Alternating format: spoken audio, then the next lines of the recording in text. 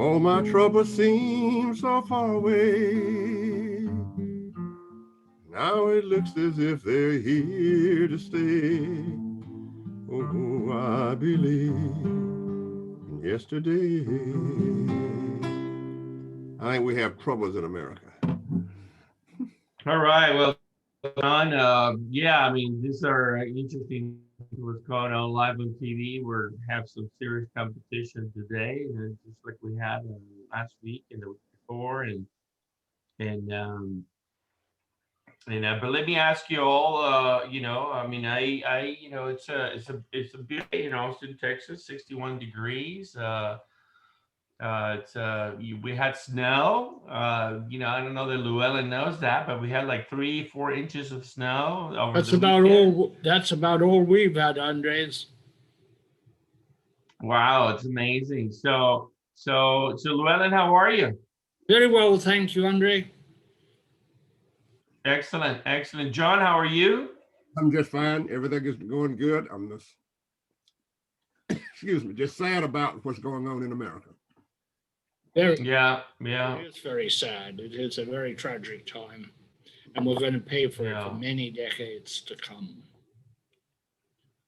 Yeah. Well, you know, let's hope that we can rebuild like the phoenix from the ashes. You know, it's pretty interesting feeling when I think about my own feelings, and then I think, you know, theoretically and try to draw things together. So, you know, I was thinking when I was in Vietnam and the deaths were piling up and you got numb to the deaths. You just got numb to them and say, okay, here's that number again. We lost so many troops a day. Or I saw the assassination of President Kennedy when I was in high school. And I think that there's a certain numbness that's coming on about America. If it's about the pandemic, where now the deaths toll just go before the television, and it's like looking at the weather or the temperature. And then stuff happens in Washington. It's not that there's so much is happening. It is how it is happening. It's almost a perfect storm. But I think that when you look at everything that's happening in the country and how people are reacting to it, you know, America is a huge country. And there would be a numbness about America where people would say, well, that's not my concern with what's happening in Washington, D.C. And then they don't draw the significance of what's happening for the country. Because in a real sense, although we are a United States of America, we get very, very regional sometimes, especially in the state of Texas and California, get very, very regional. So just thinking about it, I think that it's an interesting time. It's historic times. And my question is, how do Americans react to it? So my reaction is, well, you know, I can remember the 60s, you know. I can remember Vietnam where the death tolls were plastered. I was there, and all of a sudden you're numb to it. So people get numb to the amount of COVID deaths, for example. So there's a numbness going on in America, and it's like you turn the television on, and it's another show, and your life goes on. Well, you know, I wish I could be as sanguine as that. I think this is a seminal moment after which nothing will be quite the same again. Same as the pandemic is seminal. We will not go back to what we had. The new normal will be different from the old normal. We will not return to the status quo ante, and we will not, after these great events, easily return to the world we had. It took us a long time to get. Come closer. It took us a long time to get through the convulsions of the 60s, and it's going to take us a long time to get through this one. What we need is reconciliation. I don't like what I'm seeing from my liberal friends, which is a seeking of revenge. Revenge will not do it. They have won, so to speak. Trump is humiliated. He's removed, essentially. Few days left. Now it is a time to put things back together as best we can. I am really alarmed by the role of big tech in shutting down people they don't like, because one day they may shut me down or other people who now approve of being shut down. We need to examine their role. We need to find a way of bringing justice to big tech. And justice, what I mean by that is ways of dealing with inappropriate speech on big tech. And we don't know how to do it. We knew how to do it in newspapers. We did it with libel laws. When somebody did something, said something that was profane, they were sued. This has not worked, and probably 230 should be repealed, as well as I understand it. But I really am alarmed at the idea that whole voices can be shut out. I'm alarmed at Twitter shutting down Trump, although I disagree with everything Trump says. And I'm alarmed at B&B shutting down housing in Washington because they don't like the kind of people who may come into Washington. This is not the role of a technology company. It is not part of the governments. It's not even part of the body politic in the normal way. We need new rules for new situations. The big tech companies are not bad, they're not evil, and they didn't become dominant because they wanted to be dominant. It was a function of technology and new realities. We need new rules to deal with new realities, but canceling voices only carrying as common carriers, which is what they are, only carrying what they approve of. Long term, we'll pay a hellish high price for that. Short term, I think Trump should have been stopped. I think he was inciting insurrection, even if he didn't really know that is what he was doing. He is not the most profoundly well-educated man we ever had in public life, you know. I agree. I think that, you know, with the freedom that we have, freedom of speech, I think the question is, how do we fit the new technology of speech under something called the freedom of speech? I too was just really, really disturbed by the fact that a private company was shutting down a major communication network for people to speak out. And there are two things. Number one, you should be able to trace people if you want to do that and what they say. That is, keep everybody that you know and love very, very close. But the other thing is that even if you look at the president's speech before the riots, and then you would say, well, what's the relationship between what he did and actually causing the riots themselves? So I agree that we have to really think about things. And then we have an impeachment. I mean, you know, we have a trial going on that's going to last maybe a day or maybe 2 days. What does this do about the whole idea of the justice system? Shall we have briefs that go before, you know, the Congress? And the impeachment is just a profound censor. Right, it is a sanction, right? But if you look at it, it's a censure. That is all. It is, but it still brings to the point, and as you said, we've got to get different ways of thinking about things under the fundamental right to assembly, right to free speech, and et cetera. So I think that's very interesting. For example, could a lawyer in court say that, well, when you post things on the internet, you know, you don't think about it, you just kind of do it, and the person's not really talking. It's like you know, you can do it in a newspaper. Should the person be liable? But remember that everybody is a reporter now, an incompetent reporter. Everybody releases things about what they're going to do on Twitter or on Facebook. So the reporter's role, who was really to say, make sure this information is correct, the reporter's role has been diminished such that even I could start a channel and start a news delivery and say that it is the best that you can get. Yeah, no, I totally agree with what you're all saying. So let's review where things have gone since last week. COVID is up in arms, trending up. Andres, let me just interrupt. It's more than trending up. We have new virulence, new strains, and they are going to increase the rate of infection, so that in a sense, we are in a more precarious position vis-a-vis COVID-19 than we were a month ago. Right.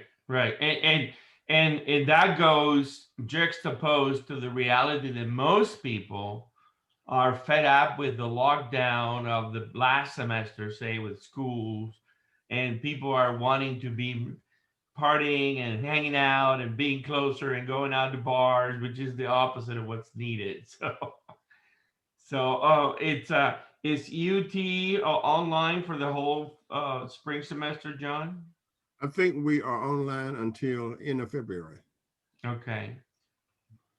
Yeah, we are expecting double the amount of on campus at Texas State, and that it's, you know, we had no significant infections on campus, a few, less than 20, something like that. But they're really concerned this semester because of the break and the current spike. So Right. Well, don't Andre, know what's going to happen. At the same time, though, aren't the vaccines coming out, and isn't that going to help out soon? Well, it looks as though the projection is that we won't all get vaccinated, or 80%, till next fall. But there should be a big dent in this thing by summer. But of course, the rollout of the vaccine has been chaotic.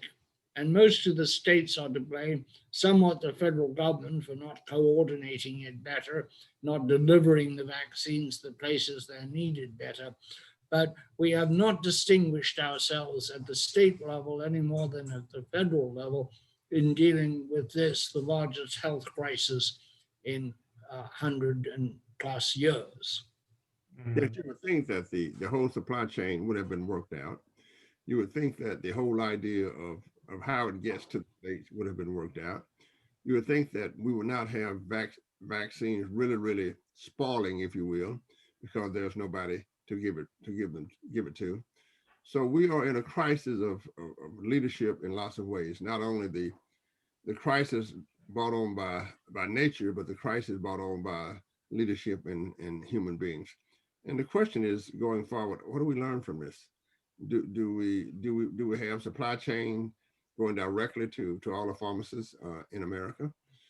Do we come up with a better way to deliver them? Certainly, if I can order a book from Amazon and it gets to my house the next day, you would think that I could I could have my my vaccine to my city or my state, right, the same way. So it's a leadership in how we think about things, and it's very important that going forward we really think about things, because we really don't know how long this will last. Yeah. So we shall see. I'm crossing all my fingers and all my toes, and pray to God, light up a candle that somehow this all finds its way to a happy ending sooner rather than later. Nevertheless, you know, another paradox, right? The market is hotter than hot. Dow is at 31,000 points. Stock exchange in New York Stock Exchange Index is at 15,000. NASDAQ is at 13,000. The S&P is almost at 4,000. Crude oil prices are 52.12 today, 99 up. Pioneer and all these drilling companies are very happy, growing, drilling, producing oil like crazy. Price of gas is going up a little bit more, 4 cents from last week in the greater Austin area. So what is your guys' take? Seems like, you know, the new administration has a very favorable outlook. The interest rates are very low. Home sales are, you know, almost no inventory. And the stock market is saying from now everything is going to be fantastic. Do we believe it? Well, you know, I'm sorry. You know, it's no, go ahead. It's interesting to look at. You know, you've got the real economy of goods and services, and the other economy of money and credit, and the biggest change in our lifetime has been finance. The whole idea that we can somehow project a future with numbers, whereas, you know, the ancient Greeks, they would maybe burn a goat and see which way the smoke would fly. But I think what you're seeing is a great application of another science, which is finance, and the impact that finance has on how we think about the future. The fact that the stock market is absolutely booming now is really, really good for the economy of money and credit, but the real economy of goods and services, that is, of what we really live on, is a bit different, if you will.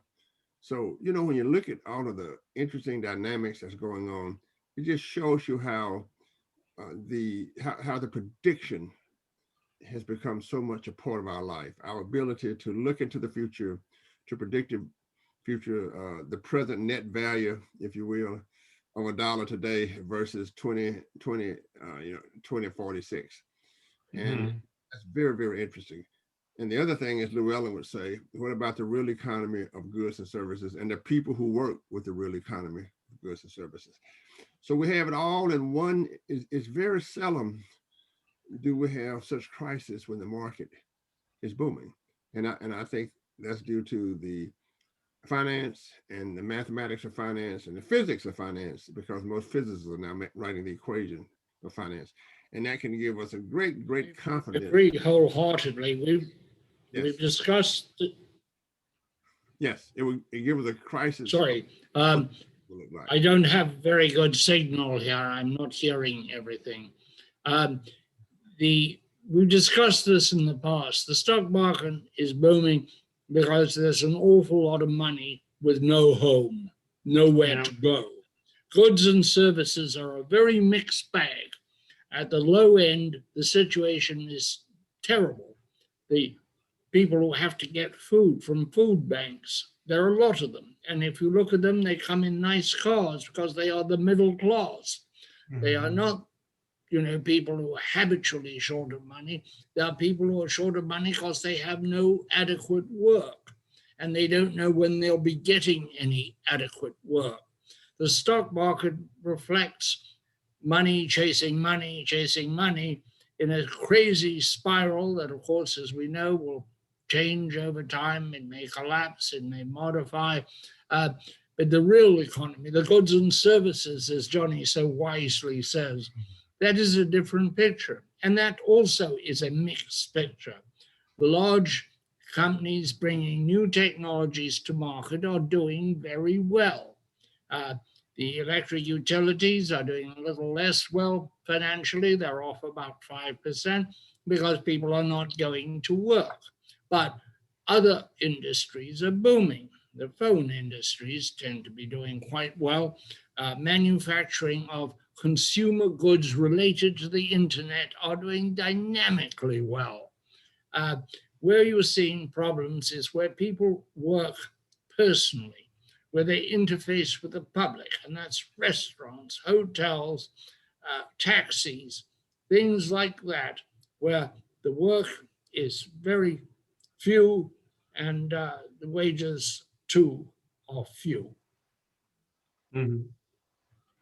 Absolutely. Well said. Well, clearly there is a shifting going on, right? And but there's definitely an ongoing swelling of transformation at all levels. And it's kind of fascinating. We got a new CEO at Intel. And this is a guy that comes from VMware, which is a software company. And he's a former Intel guy. And he's coming back to rescue the mothership, if you will, Intel being the largest semiconductor company in the world. And they're in trouble. And Qualcomm just acquired a company called Nuvia, which was a semiconductor company started by a bunch of Apple guys. And Qualcomm is not waiting for Intel to acquire anything. They're buying all the things that they can buy to prevent Intel finding a way to reinvent themselves with new technologies. And it's kind of fascinating. On the telecom front, which is it's been one of the big drivers for all this chip action, the amount of licensing of spectrum, just the spectrum, licensed and unlicensed spectrum, is supposed to hit $4 billion by 2024, which is kind of crazy when you think about it, given the fact that all spectrum has already been licensed. the spectrum enables the build out of the highways, if you will, for the 5G revolution or transformation that we're going to go and witness. On the smart building front, lots of stuff going on, lots of partnerships, Honeywell, Signify for integrated light controls, building control and solutions, acquiring control products out of Houston, Schneider expanding their Weiser home ecosystem, and an interesting new thing going on broadband, gentlemen. The Home Grid Forum, which is a standards-based organization, is up with GigaWire Alliance, another organization, and they are creating a new certification for a new technology called the GHN. GHN is a broadband technology over copper wires that gives you speeds of 500 megabits per second. So your current copper wires in your house can be turned into 500 megabits per second broadband with the addition of some routers. So that is a very interesting breakthrough. Instead of needing fiber or cable TV infrastructure, your copper wires can actually now get to a significant speed rates, which is fantastic, given the fact that most homes and most places got copper wire everywhere. In terms of smart cities, Uber is expanding their EV platform to 1,400 cities. So there are 1,400 new cities added to the list where Uber has an entire product line. So you can choose now if you want an EV to pick you up, not just any car, but you want an EV to pick you up because you're concerned about your carbon footprint.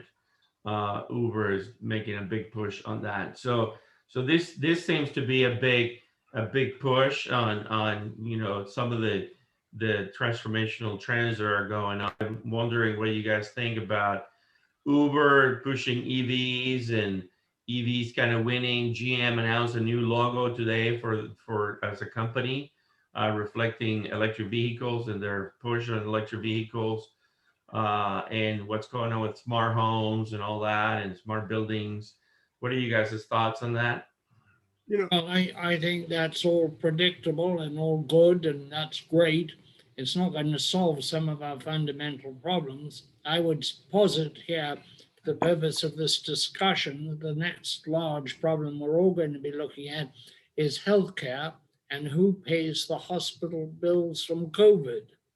The hospitals are inundated with patients in the most severe condition in ICU, the most expensive accommodation in a hospital, and most of them don't have insurance or adequate insurance. Enormous number of bankruptcies will result unless there's some kind of federal amelioration for hospital bills, which will set in play ideas for reforming and transforming the healthcare system. How that can be done, I have no real idea. I've looked at healthcare systems in Canada and in Germany and Holland and the UK.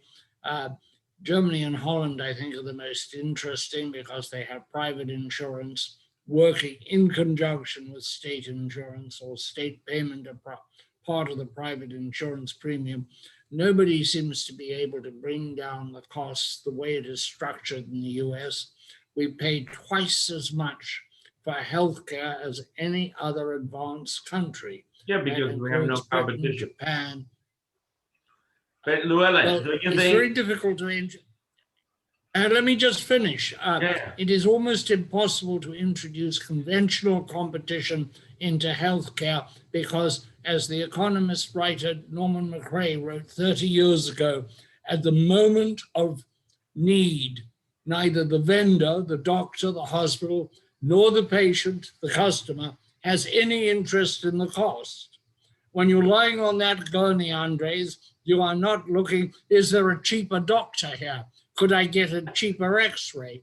It doesn't work like that, and you can talk about competition until you're blue in the face, and you will have to go to the hospital where there is no competition because the service does not allow. The nature of the animal is anti-competitive. Yeah, yeah. But don't you think that we are in an interesting moment with the new administration dominating the White House, Congress, Senate, that you know, AR, the Affordable Care Act should be, you know, one more time given COVID? Yes, I do. I think we need, though, to start looking at, and we're going to get a lot of lessons out of COVID. What happened in the hospitals? How did the insurance industry deal with it? Who fell through the cracks? How many tens of thousands of people fell through the cracks? And who is going to pick them up? And how are we going to prevent this from happening again? There is no easy fix because we have so many stakeholders getting very good returns out of the hospital system that it is very hard to introduce reform. Everybody from commercial ambulances to people who want to send you devices in the mail the moment they learn you're on Medicare. There are a lot of stakeholders taking a lot of money unnecessarily out of the healthcare system. But at this point, it is very hard to subtract them. They all have their lobbies, they all have their supporters, and they all have their political allies. It's difficult. Yeah. John, don't you think that this is a seminal point, John? New business model, new great opportunity? I do. Let's think about all the trends that's going on. Everything in the telecom industry. You know, in a real sense, if you go read Sloan's book, How I Built General Motors, the technology has changed, but the trends of people buying companies in that particular industry has not changed. So you look at all the trends where Qualcomm acquires a company. If you look at all the things that's going on, because everybody's running toward that platform. So I think the question is, how would it change medicine? Well, I happen to think that one of the reasons why it's so high is because of the legal aspect.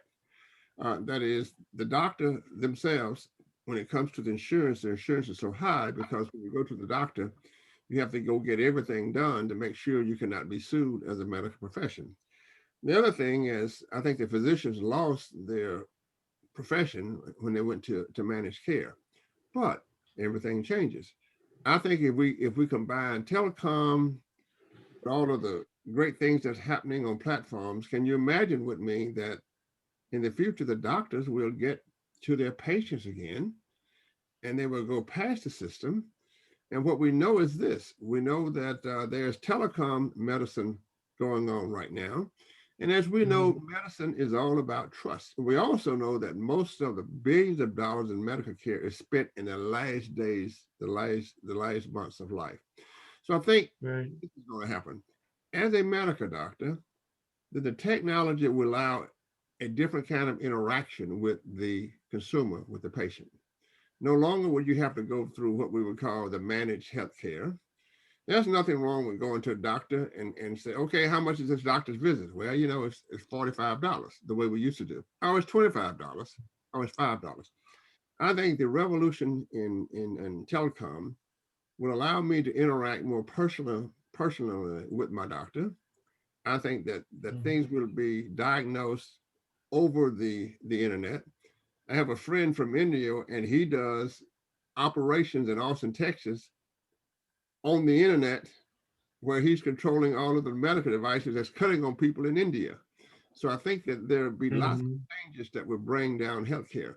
So maybe, just maybe, technology will bring us back to an earlier time where there was a relationship between a doctor and, of course, and the patient. The big question is still this: if you look at the massive amounts of where we are now, that is how much healthcare and how healthcare, managed care is dug in. It's dug in the University of Texas, it's dug in everywhere we work. And as Llewelyn would say, it is just there. It is dug in. There are so many people pulling on healthcare.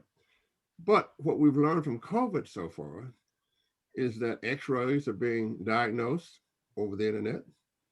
People are having psychological kinds of conversations over the internet. Doctors are diagnosing their patients over the internet. And unless you have a situation where there's something broken, like a broken arm, but if it's simply a matter of a doctor asking you, how do you feel today? And remember, the doctor's visit is more psychological and sociological than anything, right? Well, perhaps technology will bring us back to a time where there's a one-on-one with the doctor, medicines dispensed, and you pay a nominal fee. Because remember, in a lot of ways, it might take the legal aspect out of that. So I think healthcare is strong not only because of the non-competition, but it's also strong because of the expectations that you will get sued if you don't get 15 x-rays in this situation. Right, right. I would like to hear the data on this lawsuits. If a doctor has in a practice a turnover, say, of $2 million a year in revenue from his practice, how much of his overhead is insurance? That should be data that's fairly available, and I think we'll find it's very small and that it's a bit of a shibboleth. Yeah. Well, I don't think so. I think, but you Yeah, got you can buy a general liability policy for $2-3 million for $1,000 a year. So I would imagine doctors probably cover themselves amply to all scenarios, so paying $5,000 to $10,000 a year in insurance, so that no matter what happens, they cannot be, bankrupt. Yeah, but it's not just, it's the whole legal aspects, totality. Well, I agree with that. It does lead to over-examining, over too many tests, etc. On the other hand, all of these improvements that Johnny has just suggested are coming in the medical world, all subtract from patient care. We've seen it happen. The doctors will give you 7 minutes. Once they used to take a half hour with you. Now they're going to give you 4 minutes on the Zoom, where once you got through the door and actually saw them.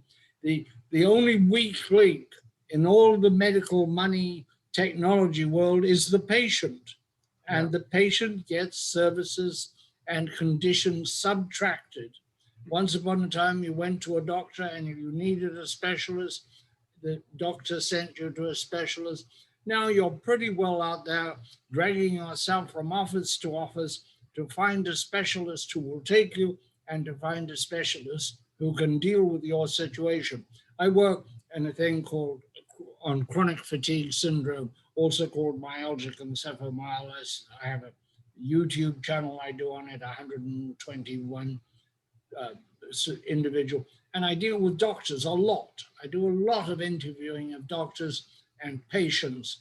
The big patient problem is finding a doctor who will treat them, because it's not an easily diagnosed disease, and doctors like easily diagnosed diseases because the economics are there. There are no economics in what they call waste basket diagnosis, where if it's not this, if it's not that, if it's not this, if it's not another thing, it might be this one. That is very expensive for doctors, and they don't want to do it. But on the other hand, if I have a practice and I have 200 patients and I want to stop that right now, if I can see another 200 online, that's a different kind of animal. You're exactly right. As a matter of fact, the way things are set up now, you might see a specialist and then a doctor come in and talk for 15 seconds or 10 seconds. Everybody else that you interact with might be a specialist in a hospital. But you also don't get sick if you're on the wrong side of the digital divide. That's right, and don't get hungry if you're on the wrong side of the digital divide. Right? Don't do anything. Don't be poor in America. That's what you're saying. But on the other hand, I'm glad you are not afflicted that way, Johnny. I am too. But on the other hand, I think that you can interact more with doctors with the technology, because it's a matter of capacity now. So you see doctors. The capacity, you will increase the capacity to earn. If you increase the capacity to earn, you will decrease the amount of time with the sick person. Well, I think there Sure. will be different varieties of sickness. If you look at most, you go have a checkup, and it's a confidence level to talk to the doctor. They talk about bedside manners. What the doctors say is very, very important. So what you don't want the doctor to say is, bring you bad news and look at their face when they're coming to talk to you. So it's you gotta present things in different ways. We said, when I was in Vietnam, and we would say, well, when I die in Vietnam, I want to be delivered. The news should be delivered to my parents in a singing gram. Thump, thump, thump, thump, thump. Your son is dead. Well, we don't want that. we don't want that with medicine. So they have to. I think part of medicine is bedside manners. How people. So, but it sounds to me, not no, we'll change topics here soon, but it sounds to me like there is an opportunity here, just like the energy industry, the water industry, they're regulated industries where the monopolies are not allowed to gouge the customer. Can we have a happy medium? Can there be a list price for heart transplant? This is what the cost of ibuprofen for drugs are. Why couldn't there be a price list? Why couldn't that be done? You'll never go to a doctor because the aspirin costs you $25 for it to be delivered. I find that an interesting remark, Andres, because I did one time look at what would happen if we regulated medicine, much the way we regulate electric utilities, on some sort of regional regulation on price, service, etc. Nobody was taken with my idea, and it faded away. But I think there is some merit to the idea of regulation, because if you had or some supervisory system, some appellate system, and get the lawyers out of it. Anything you can get the lawyers out is a net benefit to the country in any department. It is. Yeah. I think that there's that is something that should be truly explored, because it's like water and air and energy. Everybody needs it, and it should be. There should be some kind of master price list or some sort. But anyway, let me switch gears, because there's a lot of stuff going on in energy this week. So primarily, we have a common friend here, runs a company called Anterix, Morgan O'Brien, and his company is on fire. I mean, they announced their first deal with Marion for private LTE using 900 megahertz. They just announced a second deal today with Xcel Energy. They have a big pilot going on that was made public with Dominion Energy in Virginia. And they have a significant number of pilots going on with New York Power Authority in the state of New York. And then in addition to that automation that is going on with utilities, which I think is fantastic and it's about time, PSE&G out of New Jersey, it's got approval to roll out AMI in New Jersey finally. It's the 21st century, and New Jersey still didn't have AMI. It's a $700 million project for 2.3 million meters. And then Landis+Gyr is offering prepay to their AMI customers as an ability of it's a new business model, if you will, the capability. And then last but not least, solar.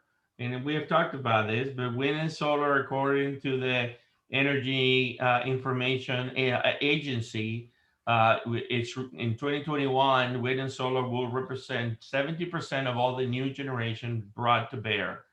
That's a huge number. Of basically no new coal plants, no new gas plants, very little. It's all primarily solar and wind. So it seems like we're finally making a dent or getting serious about climate change on the energy side, guys. And I know that COVID kind of takes the headlines away from that, and I don't know that anybody has done a carbon footprint on COVID. But aren't you excited about what's going on in smart energy? Oh, I am. I think a lot of good things are happening, and Anterix, they're friends of mine. I've worked with them. I'm very glad and very proud of what they've been able to do. I think they're going to give a great stability to utilities that have a private system totally free of the internet, which will survive any catastrophe. And meanwhile, which will move an enormous amount of data as utilities become more and more data driven, whether it's in the security or integrity of the lines or in their analysis of demand. Also, they're going to need a lot of data capacity as we have more diversified generation, more things coming on and going, all power going like this and that. Data becomes vitally important, and Anterix is right there in the right place. You're absolutely right. And not to mention your great column on hydrogen that you did, that I read.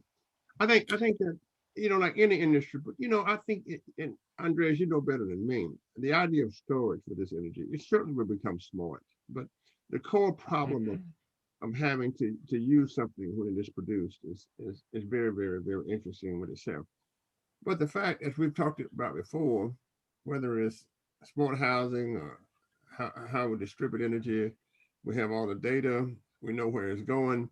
That is going to be huge for new business models, and it's going to be huge for customers. I mean, customers will have to get accustomed to the new delivery models and the smartness, whether it's the smartness of their home or how a smart energy comes in to them to provide services.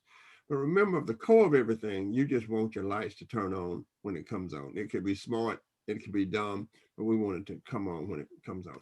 And then, I like the drone stuff. Let's talk some about the drones and the use of the LTE to monitor lines. It reminds me when I was with a company in San Antonio, and I think they used to lose about, people died because they were climbing on roofs to inspect a roof after a storm or something. All of a sudden, they got a drone to inspect the roof. I wonder what would that impact have on the entire business model, the safety, everything to inspect power lines. See, that's what you look at. I mean, how many people would die over the years? Because right now, if I can send a drone to look at your rooftop rather than risking a person's life, then it becomes very, very interesting to have a change. So of all the things you've talked about, I like the drones application because it would save life and probably much more efficient. Excuse me, Llewelyn, I like that word efficiency, but it'll become more efficient. Well, I'm all in favor of efficiency, so long efficiency does not become the goal in itself, so long as it remains a tool of humanity, not becoming a god. Yes. Yeah. In the old days, utility would have to fly a helicopter with a crew and infrared long range binoculars, electronic binoculars, install, and instead of having a machine gun, you have a guy with this incredible, sensory binoculars for heat emission. And that ride lines to see if anything was broken, with the helicopter, 3 people, the fuel, very expensive, right? The drone can do it very quickly.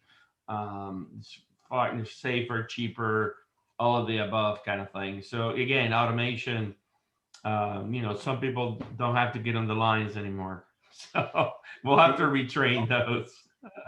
Well, it began with men on horses riding the lines, moved up to men in all sorts of four-wheel drive vehicles, occasionally women, mostly men, and then it went to helicopters, including doing repairs to the line from a helicopter. It is quite extraordinary. Great pilotage to hold this machine steady enough for a technician to reach out to the line with his tools and repair it. And now we have drones, and we also have these sensors, ubiquitous sensors, which are everywhere, reporting on conditions everywhere. So that there isn't so much need for physical surveillance if the system is self-surveilling. So here's an epiphany on smart energy long term. So think about this for a moment. Go back to the beginning of electricity, Edison, Tesla. electricity and the location of our world is the ultimate decarbonization platform. Electricity has always been about sustainability and decarbonization. Get rid of kerosene and people killing themselves with the fumes of kerosene, bringing the light indoors so there would be no accidents. You can see each other, safety, then, ultimately, with electric vehicles and everything that is going on. But electricity is really, when you think about it, is the ultimate distribution of energy that is free of anything if the source is the right source, and it's really efficient and it's amazing, and so electrification of everything we do should be definitely a goal of our 21st century journey here for the administration and more to come. Good efficiency, Johnny, good efficiency. Electricity, it has helped everybody. Electricity does more for the quality of life than anything in the home except fresh water. It has really changed. I grew up, as you know, in Africa, and we frequently were without electricity because we were living under canvas or in a place that had no electric supply. And that neo-agrarian life is no fun. It is a lot of work, a lot of dirt, a lot of bad food, a lot of everything you don't want, which goes away when you get electricity.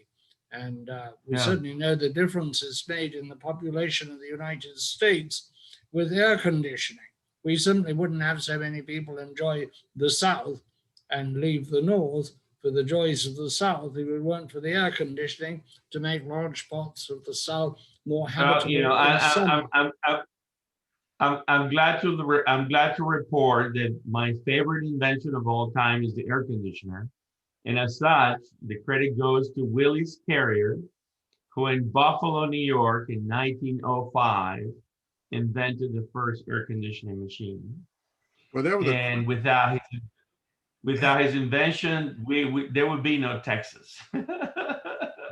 Well, there would be a Texas, but it would be a frontier with not too many people voluntarily living there. Well, the question was asked. That's right. The question was asked to a president of the University of Texas, how did the University of Texas become such a great school so fast? He said, because the Board of Regents voted to air condition all of the buildings. So I do agree with you. Yes. There you go. Erica, Willis Carrier, the Carrier company, that's his company from the early days. I mean, that's a hell of an invention, no doubt.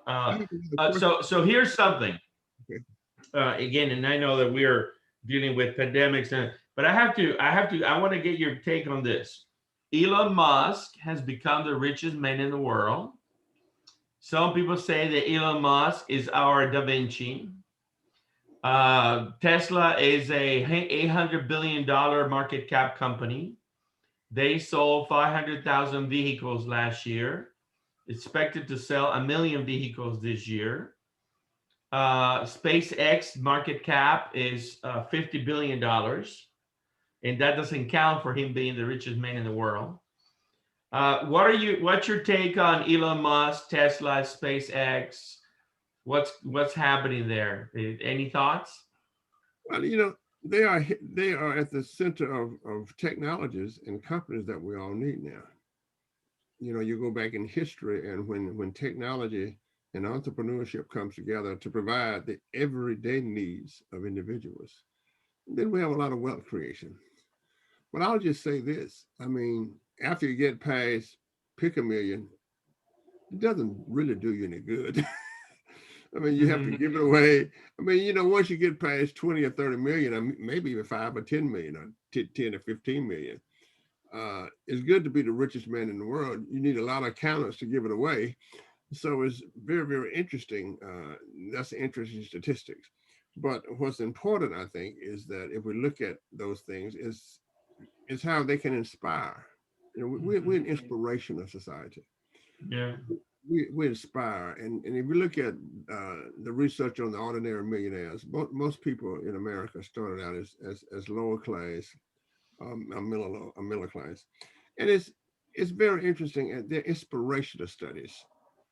So we want to read about them. We want to think about them. We want to know how they came to such conclusion. Was it based on pure logic? Was it based on being in the right place at the right time? And this is why business history is so interesting. Just go back and read my favorite Nikola Tesla, with his wireless electricity. And it's the aspiration that we get from saying that he is the richest man in the world, not the richness itself, but the process of how he got there. Right. I agree, totally agree with that. He is the most extraordinary inventor, and I've been very interested in him because he has done it in so many diverse things: batteries, cars, boring machines, ways of moving people underground, and the incredible things he's done for the space program. This is a multifaceted genius. I don't think that I have never found anybody who loved working for him. I don't know why that is, because many very inventive, difficult people, like Admiral Rickover, for example, whom I knew somewhat, people were abused by him, hated the amount of work they had to do, but they loved the man. They loved being part of it. I haven't yet heard anybody who loves Elon Musk, which is a curiosity. Maybe we'll get some of these, but we don't seem to have people who go out and say, boy, he worked me for 38 hours without rest, and I loved it, which they would say about quite a lot of inventors, a lot of people who push the envelope. And this is one super incredible envelope pusher. So I'm lost in admiration for Elon Musk, and if he's the richest man in the world, good luck to him. I don't think he needs the money either. But I think Johnny's quite right. It is an inspiration, and it's also an interesting inspiration because it is built on real creativity, not getting lucky with the technology, but real creativity, from the boring machine to the battery to the car to space exploration. Incredible. I have my new phrase, which I think I shared on the program before, but that is, so many situations we should say, what would Elon Musk do now? Is one of those moments. He is our hero. He is the new Edison. Bravo, Elon. Yeah, absolutely. And your continent. He's from Africa. That's right. He's a South African via Canada. Yes, a very interesting. And of course, behind all great fortunes, there's always the first step. And his first step was PayPal. So he was able to bring about these things. He wouldn't have done it if he had had to negotiate all the way along to get money. It wouldn't have happened. Absolutely. Correct. Even the most admirable venture capitalist is a coward when it comes to the real frontier.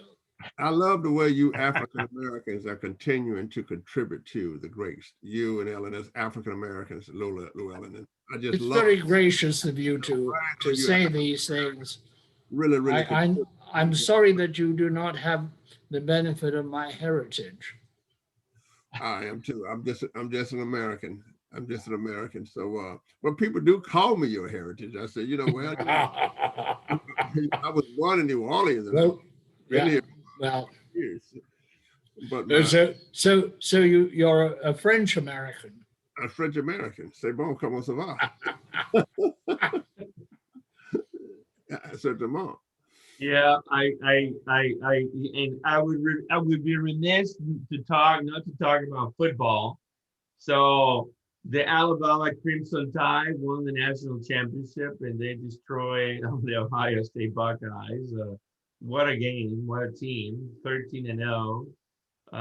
Some people said on the some of the experts say that Alabama team, it looks very similar to the LSU team of last year in many ways in terms of dominance. And so what's your thoughts, Johnny? Well, that's a stretch. As me being in the Hall of Fame at LSU and also being on the foundation board. Closer. I mean, LSU ran the garment last year. This was a junk season. I mean, many players didn't play. As a matter of fact, I don't know why they were playing the season. but Alabama, Nick Saban is different than mine, and I think Alabama had a great season. But there would be an asterisk along this season. The team that they played only played 7 games, and they were moving games around. And I think what's going to happen is either we might have lots of lawsuits if the kids who had the virus have long-term effects. It's going to be like concussions. But I take my hat off to the Crimson Tide. They did great. They had a great season. But I would not dare compare them to my alma mater, the LSU Tigers, who ran the gauntlet, starting with my employee, University of Texas, all the way through Alabama, Florida, Georgia, Clemson, and what a team that was. I've never seen anything like that. But on the other hand, Nick is one of those people who will work you to death. And like Llewelyn said, you can work me to death and I love you for it. He's a great guy. But more importantly, the guy who won the Heisman Trophy is from Amite, Louisiana. It's from my part of the woods over the North Shore from New Orleans, from Amite, Louisiana. Mm-hmm. His grandparents went to the school in Amite there, Westside High School. And he did a great job. And I take my hat off to the Florida parishes where we're from. And Devontae Smith was a better basketball player, I thought, in high school than in college. Football player, but he did a great job of winning the Heisman Trophy. And I plan on having a party for him and celebrate him. And I wonder how the hell he got from Louisiana to Alabama, and LSU was 20 minutes away. Now that's what we need to have a revolution over. I agree. So, gentlemen, we're coming here to an end, and I think that if you can give me some parting thoughts on 2021, any resolutions you're making for 2021, any predictions for 2021? Yes, I think that what we've got to do is what we've learned. We need to do something about the gig economy. We've talked about this. I call these Llewellyn's people. We need to really create a fund for the gig economy. We cannot go along as usual. We have to look back and say, if we can do all of the stimulus money, which we're doing again, why not do a stimulus fund for people who work in the gig economy? So I'm looking at years, we're going to kick out 2020 and bring in 2021. We got to do some policies like FDR did. We have learned a lot about people making it in bad times. So going forward, my wish is that we have a fund, a safety net for those musicians, for those people who work on tips, that if we have a situation like this, they don't have to wait on the Congress of the United States to fund them, but they would have an organization that really could fund them based on some kind of fund for them. Well, I agree with that. And as you know, I'm very sensitive to the gig economy, and I think that it needs to be included in ways that it benefits from all the normal benefits of employment, while remaining a marvelous way for people to exercise both individuality and to start businesses and to be out of the throng on their own. For the future, I think it really is, and I go back to what I said earlier in the program, and that is that it's awfully important that we have some kind of reconciliation. It is no good seeking revenge on the Trump supporters. That is a very destructive approach, because you will see the most extreme elements driven underground into a kind of hostile, aggressive cult of the kind we've seen at times in the past. It is no way forward. When Trump has left, we should close that chapter and get on with the next one, in some sense that we are a common people held together by common values, not that there are somehow people who feel themselves cheated and cut out of the body politic, because that way you get things like the Red Brigades, the Minutemen, and other sources of civil disorder, terrorism, etc. Got it. Well, I hope that all your predictions and your thoughts come to bear. I think we should have regulated medicine prices. That we should have shift towards electric vehicles significantly. Every city, every state, every federal agency should start buying EVs aggressively. And I hope that the transformation of 5G and all these things come to bear quickly so we can have a better world and eliminate the digital divide in many ways.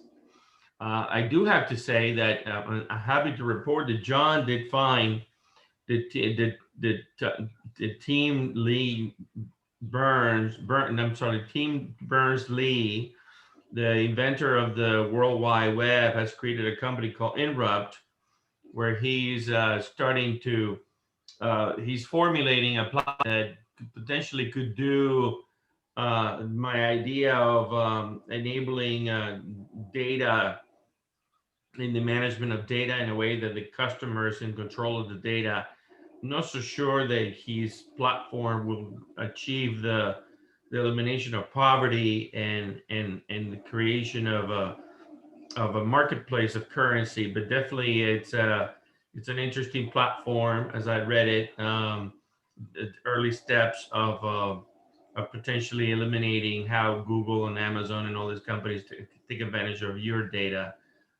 So I'm excited about that and see how data becomes the new oil in a real way for everyone who creates it, and authorship and copyright of everything that is done by anyone gets the proper compensation. Good. I sent you that So, article. if you guys have any other parting thoughts, John, you want to pull your guitar out and Yeah, let's get this old year out of here and get something new, right? That's right. It ain't no use to sit and wonder why, babe, if you don't know by now. And it ain't no use to sit and wonder why, babe. You know, it don't matter anyhow. When the rooster crows at the break of dawn, look out your window and I'll be gone. You're the reason I'm traveling on. So don't think twice, 'cause it's all right. So let's get out of here with a new